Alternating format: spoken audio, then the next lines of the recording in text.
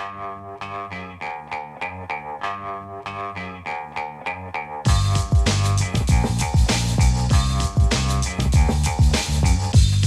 the Brian Lehrer Show on WNYC. Good morning, everyone. Today we begin a series of forums with candidates in competitive congressional primaries in New York. These are also of interest nationally, mostly because the New York Democratic primaries reflect tensions in the party and the American people as a whole nationwide. We begin with a hotly contested primary between two prominent New York Democrats, Congressman Dan Goldman, the incumbent in the race, and former New York City Comptroller Brad Lander.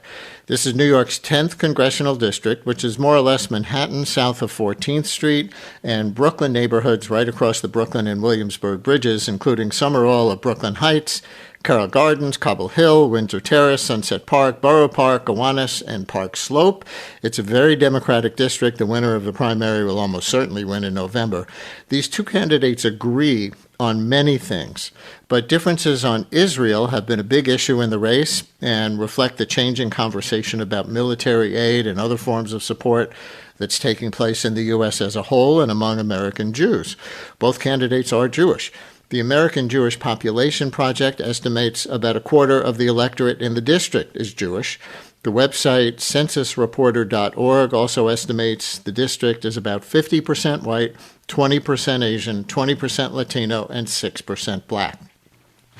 Another emerging issue in the race is campaign finance, with Congressman Goldman, who is much wealthier, now matching every dollar donated to his campaign with a dollar of his own. Brief bios. Dan Goldman was first elected to Congress in 2022 after serving as general counsel for the House Democrats in the first Trump impeachment in 2019. Some of you may remember him on TV for that. Before that, he was an assistant U.S. attorney for the Southern District of New York. Brad Lander served one 4-year term as comptroller, ending in 2025, and was in city council for 12 years before that, including as a co-founder of the council's Progressive. Mr. Lander, Mr. Goldman, thanks for engaging in this forum. Welcome back, both of you, to WNYC. Great to be here, Brian. Glad we're finally doing a forum. Good morning, Brian. It's wonderful to be back on with you. Now, listeners, the format for this forum will be informal and conversational, not a formal debate. I'll post questions and try to moderate in good faith. And listeners, you'll be able to post some questions, too, by calling in or texting 212-433 WNYC 212-433-9692. But we do have some guidelines, so take note. First priority will go to undecided voters in the district.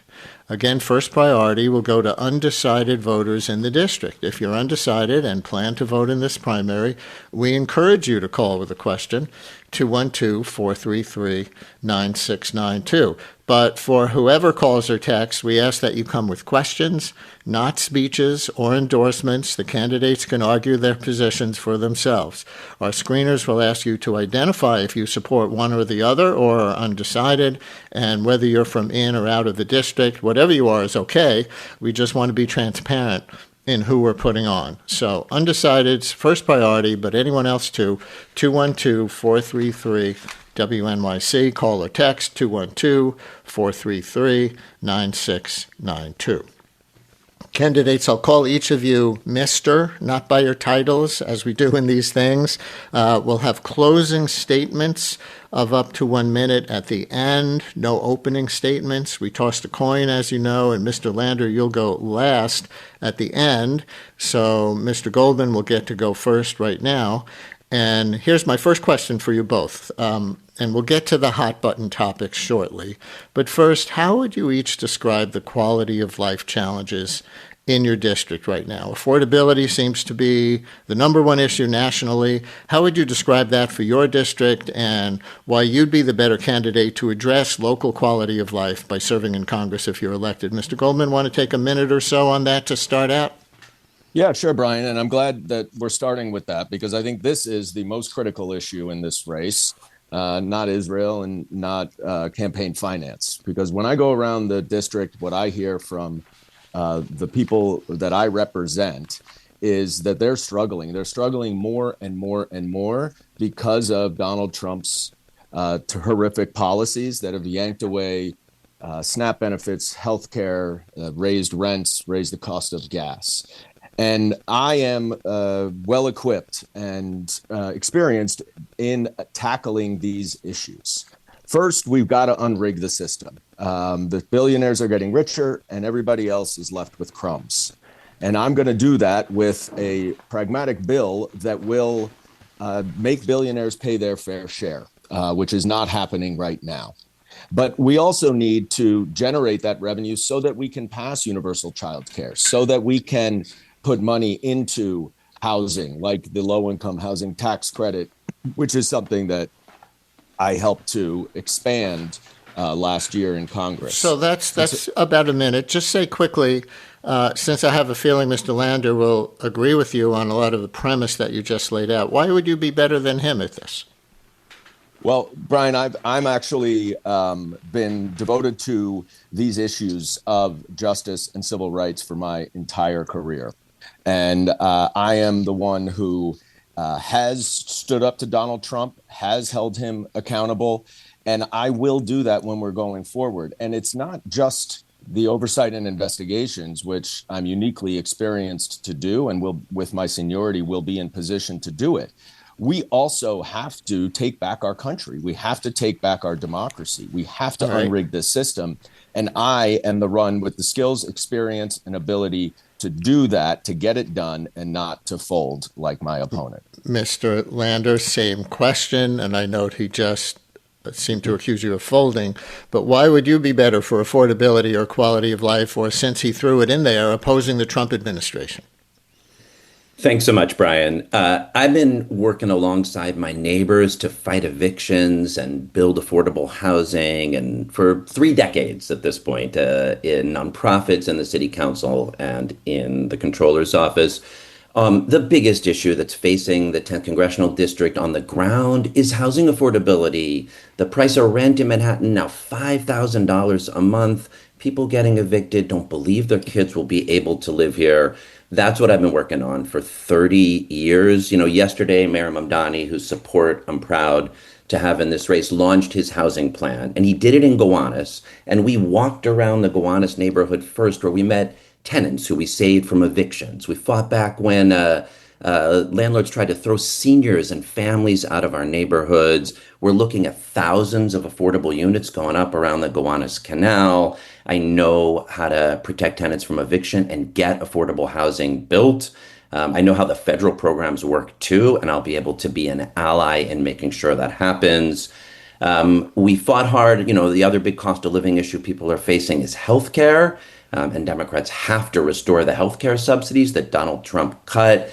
When I was controller, I protected our retirees from being thrown off Medicare onto privatized HMOs. I brought participatory budgeting to New York City to get neighbors involved in the quality of life issues in their schools and parks. And I believe the way we fight and beat Donald Trump is the way people in Minneapolis did, by neighbors showing up for each other. I put my body on the line alongside them. And Trump started coming for our immigrant neighbors, and that's how I'll keep fighting back. All right. You both had about the same amount of time for that. I'm going to take our first caller now, David in Park Slope, who told our screener that he's undecided in this race. David, you're on WNYC. Hello. Hello, Brian. Thank you for having me on. My question is for Congressman Goldman, which is that I am wondering why he did not support, vote for, or endorse Mayor Mamdani in the general election, and if he thinks that that will inhibit his ability to implement the mayor's agenda in Washington or work with the mayor to make New York City more affordable. Thank you very much. Okay, thank you for a specific question. Mr. Goldman. Great, thank you for the question. It's an important one. I made my position clear during the campaign. And as soon as the mayor won, I congratulated him, and I have been working with him since that very day. We share a lot of the same assessment of the problems here and the same goals. And actually, Mayor Mamdani and I worked together when he was in the assembly on a pilot program for free bus fares. We've had conversations about his Office of Community Safety, which I think is a great idea because we need more mental health professionals in our criminal justice system. We represent the same people, and a successful mayor means a better future for all of New Yorkers, including my constituents. And so I've been happy to have continued to work with him, meeting with him personally and having numerous conversations with the deputy mayors who are dealing with the substantive issues on the ground. And I look forward to continuing to work with him to improve the lives of all New Yorkers, including those who live in New York 10. Mr. Lander, obviously you and Mayor Mamdani, or obvious to many of our listeners, maybe some may not know, cross-endorsed each other during the primary. And, of course, you endorsed him over Andrew Cuomo and Curtis Lewa in the general election, which Mr. Goldman acknowledges he does not. What does that difference say about how either of you might represent the district in Congress or work with the Mamdani administration, which is the question that the listener asked? Yeah, I think it's significant that Representative Goldman, the Democratic congressman from the district, could not endorse the Democratic nominee for mayor, Zohran Mamdani, when he was running against Andrew Cuomo, a serial sexual harasser, in the general election. And then more recently this spring, he didn't support the mayor's efforts to tax the rich in Albany in order to pay for universal child care. I try to be a team player. That's why I did that cross endorsement. It seemed to me, I had laid out my vision, but I did not want Andrew Cuomo to be mayor. And I thought people were excited by that vision of a city that everyone can afford and where everyone is welcome. We don't agree on every single thing, but I want the mayor to have an ally in Washington instead of an adversary in his own backyard. Mr. Goldman, you want to keep going on that and talk about why you found Mamdani and Cuomo close enough to each other to stay neutral in that general election? I think that's honestly in the past. I talked about it and made my decision to stay completely out of the race, and I'm moving forward. And I think that it's interesting to hear Brad talk about the tax when he was running for mayor, the city tax. When he was running for mayor, he actually opposed raising the city taxes. False. And now he is fully supportive of it. What I am focused on is unrigging the system with big structural systemic change. And that is, as a federal elected official, that's what I'm working on in Congress. My Robin Hood Act will generate nearly $30 billion of revenue from taxing billionaires like Jeff Bezos, who pays a 1% federal income tax rate. And he does that because he avoids paying tax by borrowing money against his stock. My bill would tax those loans. It has and generate $30 billion of revenue per year, which could pay for universal child care nationwide with money left over. And just as one last thing, Brian, because I think this is important, it has support from the progressive members of the Democratic caucus, including Ro Khanna, Rashida Tlaib, Jim McGovern, and it's gotten positive feedback from Republicans. We're going to pass this bill in divided Congress when we take back the majority, and we're going to begin to unrig the system. Mr. Lander, I heard you saying false at one point during his response. Go ahead. Yeah, I mean, it's just untrue. I never opposed taxing the rich in Albany. I've been fighting for it for decades. And again, Dan opposed it this spring. But look, he can't unrig the system because he's part of this. One at a time. You'll get to keep going, Mr. Goldman. Mr. Lander, go ahead. He can't unrig the system because he's part of this system. He takes money from Wall Street, from private equity, from crypto, from AIPAC. He was one of only 8 Democrats to vote for the Expanding Access to Capital Act, which deregulates Wall Street and lets them make risky investments with people's retirement money. He voted against the majority of Democrats to deregulate crypto, allowing Donald Trump to enrich himself when he voted for the Genius and Clarity Acts, and he gets a lot of crypto support. As you noted, he's putting millions of his own inherited wealth into the race, even while he's supported by all these corporate interests and super PACs. I'm proud to be supported by Senator Bernie Sanders and Senator Elizabeth Warren, whose wealth taxes are the way to generate trillions of dollars to pay for the universal child care, the affordable housing, the Medicare for all that are really what New York 10 residents need. Mr. Goldman, we can keep going on this. Go ahead. Yeah, thanks. I'm just reading here from a Bloomberg headline. New York City Comptroller Brad Lander backs away from income tax hike proposal. He had proposed raising city levy on top 1%, but then backed away from it and says the extra revenue isn't needed with pre-K funds secure September 23rd, 2024. And this gets to the broader issue here, Brian, which is that unfortunately my opponent hawks a very, very good game. But when the going gets tough and he gets any kind of pressure, he changes his tune. I will maintain my view. And on some of the issues he talked about, he's just dead wrong. The crypto legislation that was passed in Congress actually creates restrictions and regulations where none existed. It puts restrictions on Donald Trump, on the industry. It sets a regulatory framework, and it was supported actually by well over half of the Democratic caucus, including colleagues like Ro Khanna. I was actually the first prosecutor to prosecute a Bitcoin fraud case when I was at the U.S. Attorney's Office, and I'm well aware of the dangers that it poses. That's why we need regulation, not deregulation, so that the bad actors can continue to abuse the system. And lastly, what I will just say is I'm kind of confused as to whether, I'm in the special interest pocket or whether I'm in my own pocket by giving my campaign money. The bottom line is that unfortunately, my opponent has been lying about me this entire race. And I'm putting my money in just to assure every single voter in New York 10 that I am beholden only to them and my own principles. So what would you say to listeners in the district who might be uncomfortable with that idea of, as the New York Times described it, pledging at least $1 million of your own money and possibly millions more in hopes of fighting off the primary challenge from Mr. Lander? Their headline on that was, Congressman's gambit to save seat, he'll personally match each donation.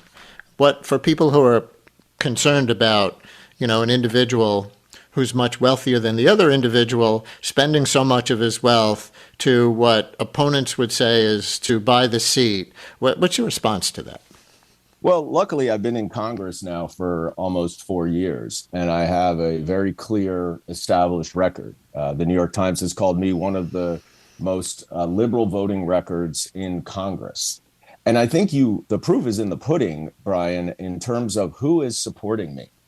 The people who are supporting me in this race are the community leaders in NYCHA. Nearly every single NYCHA TA president in the 31 developments has endorsed me, including at the Gowanus development that Mr. Lander was just talking about, where they are supporting me and not him, even though that was in his old city council district. I've got community leaders in Chinatown, the Lower East Side, Sunset Park, Red Hook, unions, the teachers, DC 37, AFL-CIO, building trades, progressive groups like Planned Parenthood, Sierra Club, gun safety groups, and gun safety leaders. I have been doing the work, and that is why those people who I am working with and representing to lift them up so they can get access to all of the benefits that I am lucky enough to have received, supporting me, because they know that I'm going to lead them to that point. One more time on this, Mr. Lander, and do address the Bloomberg News article that Mr. Goldman brought up, showing you withdrawing your support for a tax on the top 1% in 2024.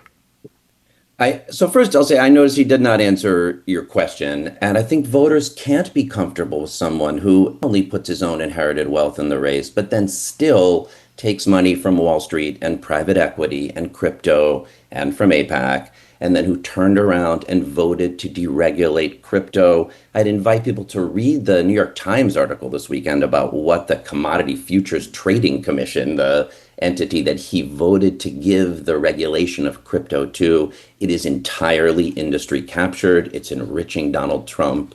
It's corroding our democracy.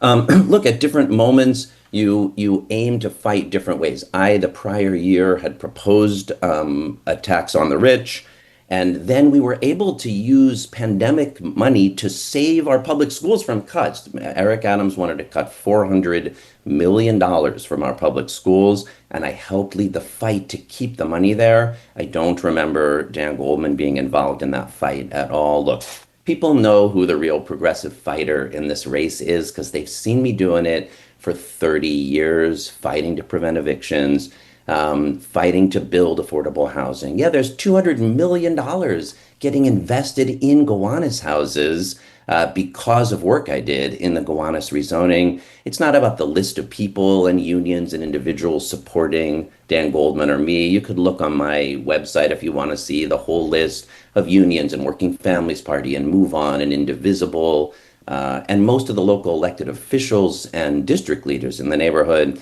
But it really is about how we fight, who we show up with, and what we've delivered. And if you ask fast food workers or freelancers or deliveristas or tenants, they know who's shown up for them. All right, we hear you both touting some of your endorsements. Listeners, if you're just joining us, it's a candidates forum between Democratic primary candidates Dan Goldman, the incumbent, and Brad Lander, the challenger in the 10th Congressional District covering Lower Manhattan and parts of nearby Brooklyn.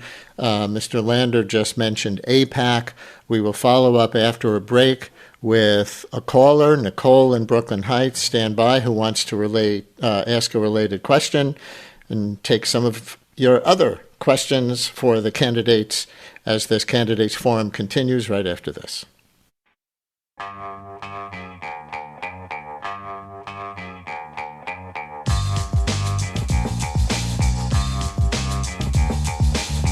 Brian Lehrer on WNYC. We are in a candidates forum between Democratic primary candidates Dan Goldman and Brad Lander in the 10th Congressional District, covering Lower Manhattan and parts of nearby Brooklyn. Our next forum, by the way, will be on Friday with the three Democrats hoping to be nominated to run against Republican Congressman Mike Lawler north of the city. That'll be here on Friday. Now we'll take some of your questions, or some more of your questions, for Dan Goldman and Brad Lander. Our next caller identifies as a Lander supporter and is going to bring up Israel and the Middle East situation, U.S. policy toward that, and campaign finance in that respect, I think. Nicole in Brooklyn Heights, you're on WNYC. Hello, Nicole. Hi, Brian. Thanks for having me.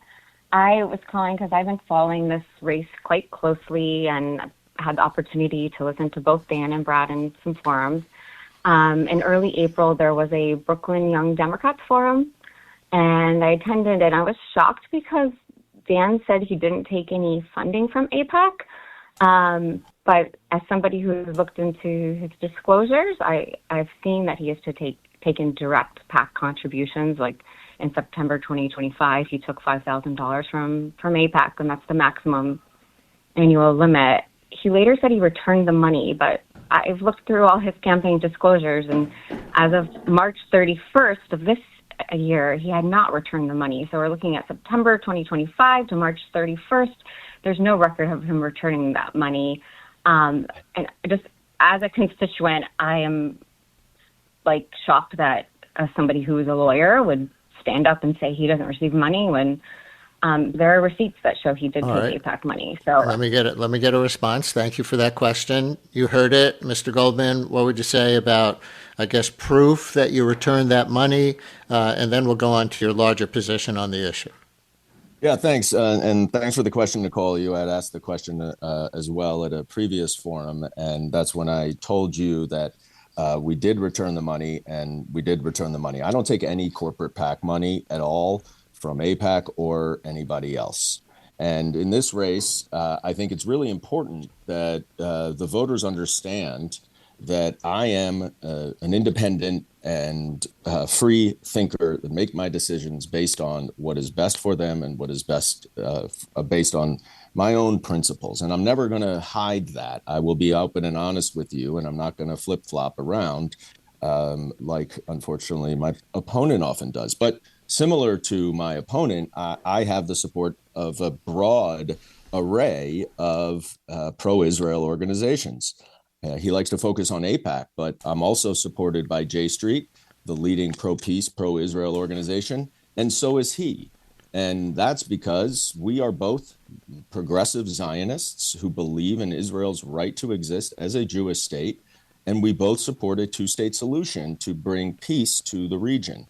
And so there are actually many similarities. And in fact, Brad and I have worked together on these issues in the past to try to bridge gaps and help to provide human rights and dignity and a future of peace and security for Palestinian civilians and for Israelis. And it's disappointing to me that he's using this dog whistle attack when in reality, we really do share the same same core principles. So, Mr. Lander, would you lay out any core differences as it pertains to U.S. aid to Israel? Because this has gotten a lot of press as a core difference between you. Mr. Goldman is arguing right there that there isn't so much daylight. Boy, there is a very fundamental difference here. Dan has voted for every single U.S. military aid package to Israel, including all the 2,000-pound bombs that destroyed the hospitals and schools in Gaza and killed tens of thousands of women and children in what I do believe was a genocide. I will sign on to the Block the Bombs Act, which he does not co-sponsor. I will sign on to the Ceasefire Compliance Act, which he does not co-sponsor. And I won't vote for any additional U.S. military aid to Israel while it's violating Palestinian human rights and international law. I mean, he's right. I believe in the vision of Israel as a Jewish and democratic state, but it's not acting consistently with Jewish or democratic values right now. And it can't while it keeps occupying the West Bank and Gaza and imposing apartheid on Palestinians. Israelis won't be safe until Palestinians are free. And to me, the answer is to end U.S. complicity. Unfortunately, he is endorsed by AIPAC. He takes millions of dollars from AIPAC contributors. For what it's worth, he does take corporate PAC contributions into his leadership PAC, if not his campaign account.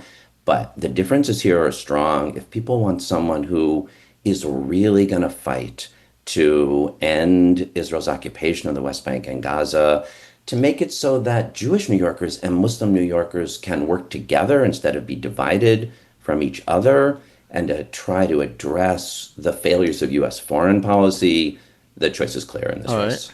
So, Mr. Goldman, to some of the particular things that Mr. Lander brought up there, he said you don't sponsor the Block the Bombs Act. I want to ask if you would vote for it if it comes up to a vote in the House. For people who don't know, as Politico describes it, the Block the Bombs Act requires Israel's government to establish in writing the use of offensive weapons in accordance with U.S. and international law, and it must be approved by Congress through a joint resolution. Would you vote for the Block the Bombs Act as described by that passage if it comes to a vote? Well, the Block the Bombs Act is not going to come to a vote because it was written last summer as an effort to support a ceasefire, which was reached in October. And our laws enforce international human rights law already. It's called the Leahy laws. And to any country and all countries that we provide military and security assistance, those laws should apply. President Biden applied those laws in his administration, and I supported him in withholding weapons to the West Bank. And I support Jerry Nadler's bill that would sanction those in the West Bank who are perpetuating that violence. But, I appreciate... But just to be clear, is that a no on the Block the Bombs Act were it to come to a vote? I think the Block the Bombs Act has been overtaken by events, and I think there are other issues with Block the Bombs. I certainly believe that we need to enforce and aggressively enforce international law against Bibi Netanyahu. Donald Trump has completely failed to do that, and he needs to do that. We have laws in place that would do that. But if I could just add, Brian, we're talking about all the different laws and different bills that came in Congress where, of course, my opponent wasn't there. When he was in a situation where he could do something about this. He did the opposite. And he invested, and he went on an Orthodox radio show during the mayoral election and bragged about investing in Elbit Systems, the largest Israeli arms manufacturer.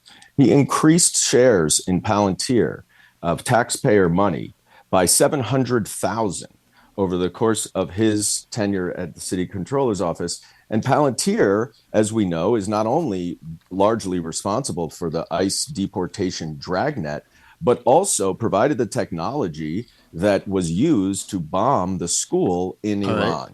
So we'll when he's had the opportunity Lander to do something, Brian, when he's had that opportunity, he has failed.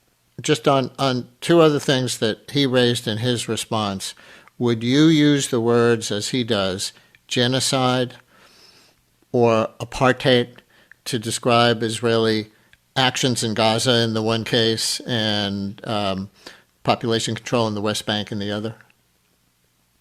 Look, I am, let's just say first on the things that I think we agree on. What happened in Gaza was absolutely horrific. And the destruction, the humanitarian crisis was something that was awful and should not have happened. And I work closely with the Biden administration to put guardrails around that. But language and labels, especially of legal terms, are beside the point, in my view. So and what I think we need to be on either genocide or apartheid. I think it's important. I do, if I could just say, I think it's really important that we move away from labels and terminology, especially for legal terms, and focus on how we can arrive at a two-state peaceful solution so that everybody can live in peace there. And that's where my focus has been. I think that's where all of our focus should be. But I do think at the end of this, there should be an independent investigation to determine whether or not there were any crimes against humanity or war crimes. And anybody who committed them should be held accountable. I absolutely agree with that. But let's focus on what really matters, not on the terminology. And Mr. Lander, the things that he raised there about when you're controller and the pension fund investments and Palantir and that other contractor that he brought up? Yeah, first he told you everything voters need to know. He doesn't support the Block the Bombs Act. He's going to keep voting for U.S. military aid to Israel. The idea that the Biden administration in some way enforced international law while it was sending all the 2,000-pound bombs that leveled Gaza, I just think it's a failure to show up with the idea that everybody's kids are created in God's image. We say B'Tselem Elohim. Palestinian kids in Gaza did not deserve to be killed by weapons that we sent and that Dan Goldman voted for and that he's going to keep voting for. So that distinction is pretty clear. But look, he notes that you weren't in Congress, and he accuses you of being a hypocrite for saying what you've been saying, but then investing in Palantir and the other contractor, which, forgive me, I forget the name of. Yeah, so I've had the same point of view that we need to end Israel's occupation of the West Bank and Gaza since 1990, and I've been clear about it over and over again. He knows that the controller does not have the power to divest from individual publicly traded companies. That's just not how the system works. According to his most recent congressional financial disclosure, he's personally invested in Palantir. That's false. That's absolutely false, Brad. Why do you continue It's according to your lies? most recent congressional disclosure. It's SPY. It's an index that includes Palantir in it. But you know what's worse?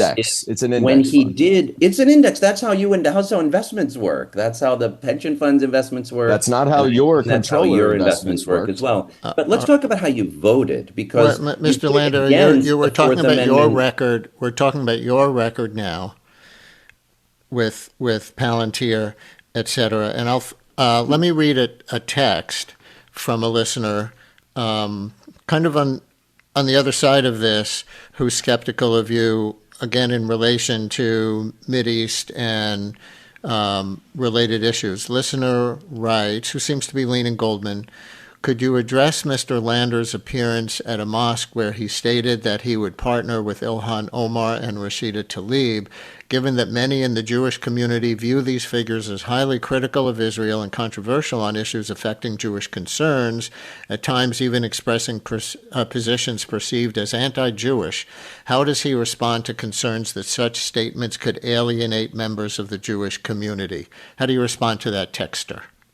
Yeah, thank you for the text. Look, I mean, boy, right now in the Jewish community, there are really tense feelings. And I feel it myself. One of the rabbis at Temple Israel in West Bloomfield, Michigan, where that terrorist drove a truck into the preschool was my cabin co-counselor at a Jewish summer camp outside of Indianapolis in the 1980s. I feel these issues really personally and strongly. But yeah, I did go visit a mosque, and I explained how one of their prayers, Surah Ikhlas, is a lot like one of our central prayers, the Shema, because they both speak to God's oneness. And I pointed to my partnership with Mayor Mamdani and the way we cross-endorsed in the election, because we love this city and we want it to be more affordable and for everyone to be welcome. And yes, then I said I'd like similarly to partner with two Muslim members of Congress, Ilhan Omar and Rashida Tlaib. I'll note that Representative Goldman voted with Republicans to censure her. I believe you have to reach out and build bridges. That doesn't mean you agree all the time. I've disagreed strongly with them and with the mayor. We don't have the same point of view on Israel and Palestine or everything else. But if the concern is I'm a bridge builder, I am a bridge builder. Do you feel the censure was not warranted? Do you feel that she acts in good faith with respect to the Jewish community? She and one of Dan Goldman's colleagues, Becca Balin, just did a town hall together. I believe that it was a mistake for him to vote with Republicans to censure her. She's the only Palestinian American in Congress, and she was speaking up for her people. There's ways to say, hey, when you say this phrase, here's how I hear it, so I wish you would think about saying it differently. A partnership can, of course, include feedback in both directions. And if we're going to build the partnerships necessary between Jewish New Yorkers and Muslim New Yorkers, we'll need more engagement. Congressman Goldman, one more go with your version, your take on that. Yeah, in many ways, I think this is, I agree with Brad. This was a very emotional time a few weeks after October 7th when I was in Israel with my wife and young children. And it was emotional for all of us. It was emotional for Rashida as well. And when she said something that was very personally hurtful to me, I called her immediately and we had a discussion, and I tried to have a discussion.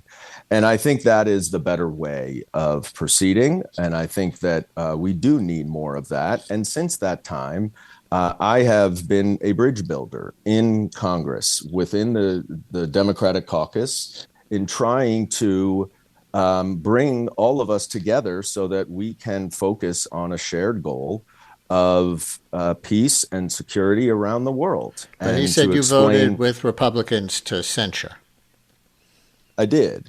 And what I'm saying is that I think there are better ways of dealing with that that I wish I had pursued.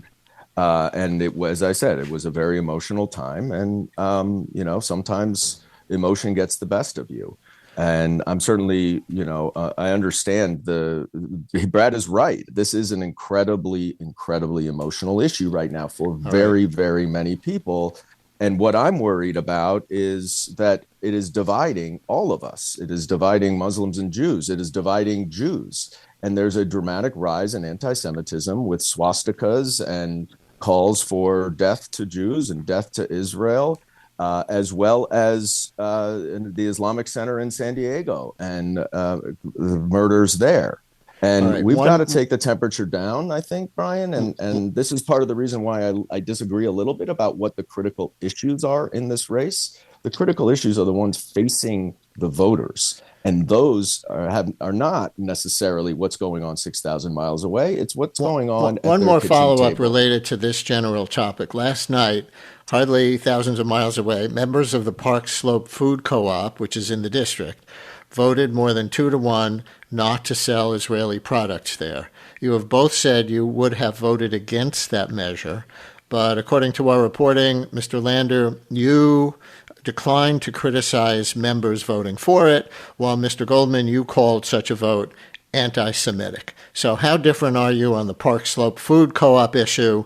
Mr. Goldman, you can go first. Do you stand by it being an anti-Semitic vote?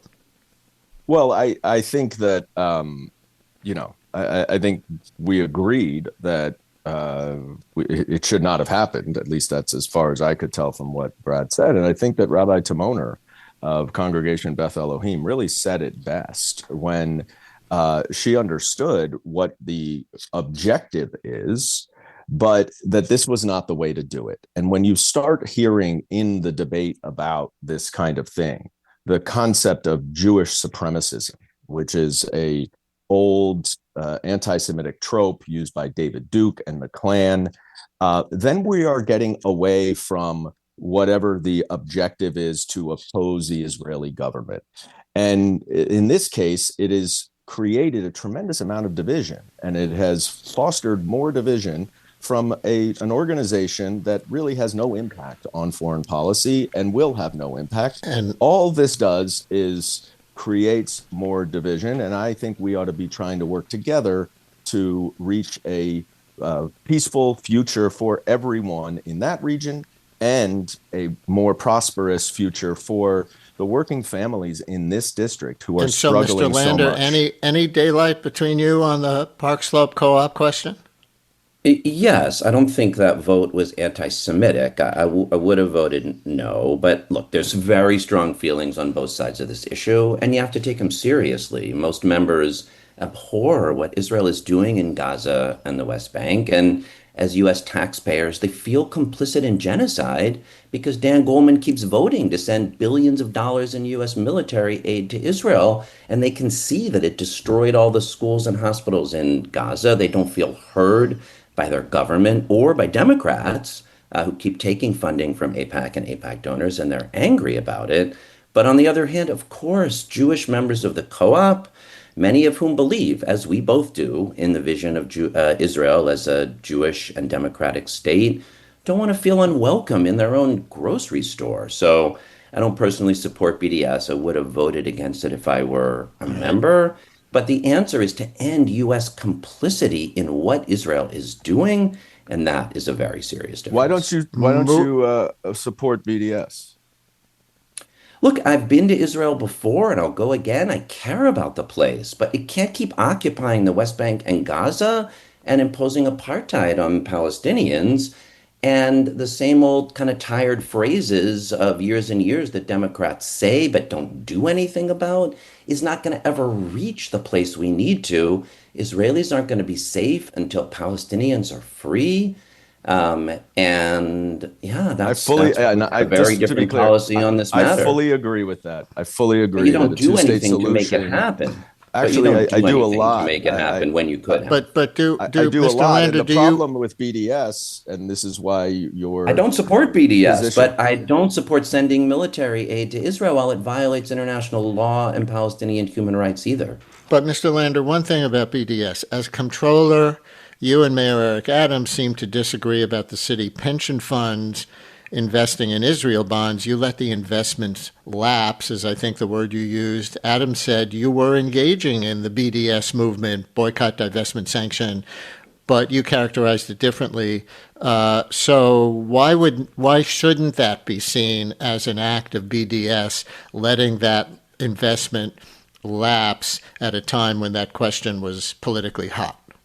The global BDS movement has very particular goals, and I think they're incompatible with the vision of Israel as a Jewish and democratic state. But I didn't think the pension funds should keep investing in Israel bonds when they had no other foreign sovereign debt. It was treating Israel more favorably than other countries, and it was inappropriate for a range of more internal technical reasons. So I stopped investing the pension funds in Israel bonds. And again, I don't want to keep sending U.S. military aid to pay for the bombs and for the occupation. That really is the biggest and most important distinction. We're talking about sending someone to Congress. What they vote on is foreign policy and foreign aid, and there's a very sharp distinction between the two. Brian, if I could just make a point. I want to get one other. We're going to run out of time. I'd appreciate the opportunity to respond because just I very think this briefly, is very 15 important. seconds on this, because I think you both made your positions pretty clear. But go ahead. Well, no, because what Brad just said is that he made a specific investment decision.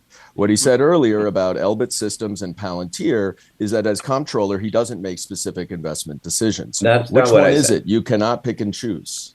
I mean, you don't know how the pension funds work. You don't choose individual publicly traded companies. They're in index funds, exactly Well, what you said. bragged about The being Israel able to take away bonds were fossil done fuels from a which- specific point in the cash desk by the prior controller, Scott Stringer, that was just inappropriate. So I'm happy to give anybody the details who wants them here, but there's a difference between how the bond investments were done and how index funds work. I'm happy to explain to you further how And the pension bottom funds line is that you like to tout some of your investments and you like to walk away from others, and you can't pick I've been and clear on my choose. positions for many We years. are coming to the end of our time. We tossed a coin for who would go first and last in closing statements of up to a minute or so each. And the way the coin landed, Mr. Goldman, you go first. Well, thank you, Brian, and I'm glad we did this. And I think what's really important, I would like to relay to everyone listening, is that this is the continuation of a fight that I have spent my life on, which is fighting for justice, fighting for opportunity, because I love this country, because this country has given my family so much, and I want everyone else to get access to that. And right now, it is way, way too hard for far too many people to even get the access to the opportunities that this country provides, because our system is rigged and the billionaires are controlling it.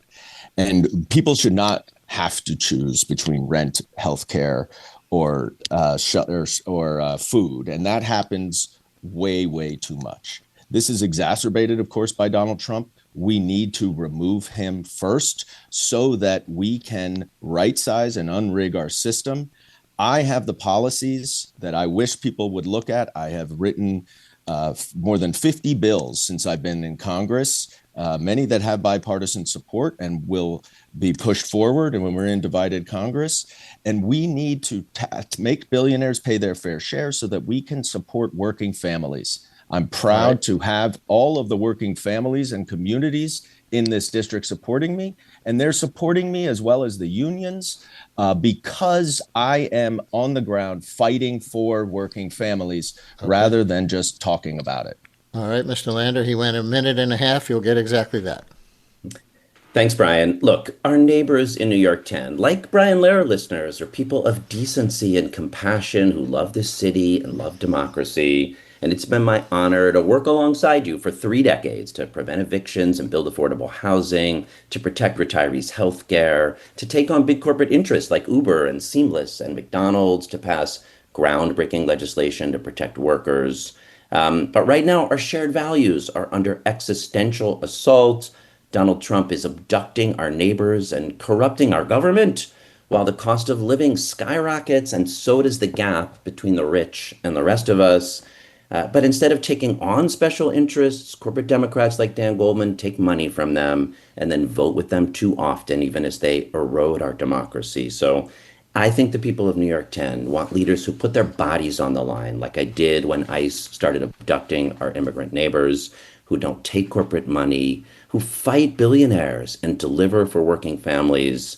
They want people who are team players for our city, something I showed when I did that cross endorsement. So I'm proud to be supported by Mayor Mamdani and Bernie Sanders, Elizabeth Warren, and Working Families Party, and so many unions and community groups and local electeds. But mostly, I'm proud to fight alongside my neighbors. We've got a fascist president. We've got rogue ICE agents in our streets. We've got billionaires buying to buy our elections, but around here, neighbors showing up is how we fight back. Thank you very much. Brad Lander, Dan Goldman, thank you both for engaging in this Brian Lehrer Show forum and engaging our democracy and electoral process. We really appreciate it. Thanks very much to you both. Thanks, Brian. Great to be with you. Thanks so much. WNYC's journalism and storytelling is heard by millions of passionate listeners. Sponsors of our programming gain our listeners' attention and their respect. Learn about how your organization can support WNYC and WNYC Studios at sponsorship.wnyc.org.